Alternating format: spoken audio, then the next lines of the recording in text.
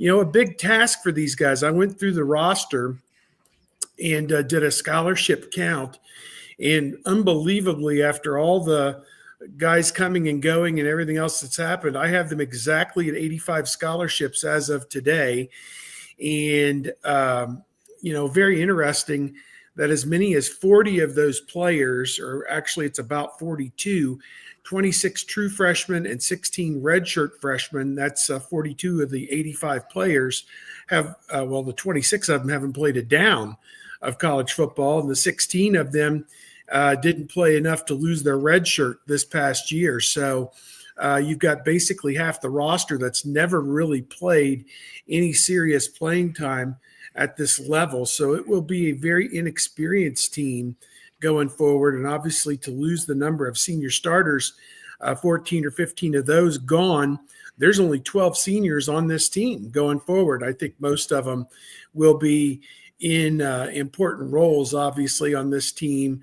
Guys who returned as seniors like Sonny Styles and Davison Igbinosun on defense. They're going to be in starting positions, certainly, and, a number of other guys as well. The 2016 team comes to mind as an inexperienced team coming off that 2015, and there were a lot of metrics in terms of experience and so forth that Ohio State had one of the youngest teams in the country, if not the youngest, in the Power 5 that year, and given a low percentage of making the playoffs. And of course, they pulled it off. Tony, can you think of any other egregious outliers in regards to teams either being on the high end or the low end from an experience standpoint? You say that team, but a lot of the guys were in their third year. Like even JT Barrett, that was his fourth year. I think the 2014 team featured a lot of guys in their second year, like Joey Bosa, Ezekiel Elliott, Billy Price, Eli Apple, Von Bell. These are all like the class of 2013 is an all-time great. And there was a lot of sophomores and redshirt freshmen that were heavily involved in that class. And then, the 2002 team, almost everybody came back for the 2003 season. And it was the 2004 draft where they set the record.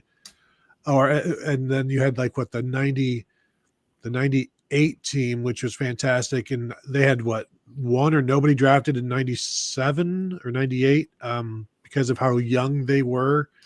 So there's been some really good teams that they start young. And of course you got the super softs in 68 or whatever with all of those guys. But I think for me, the 2014 team was just loaded with second year guys.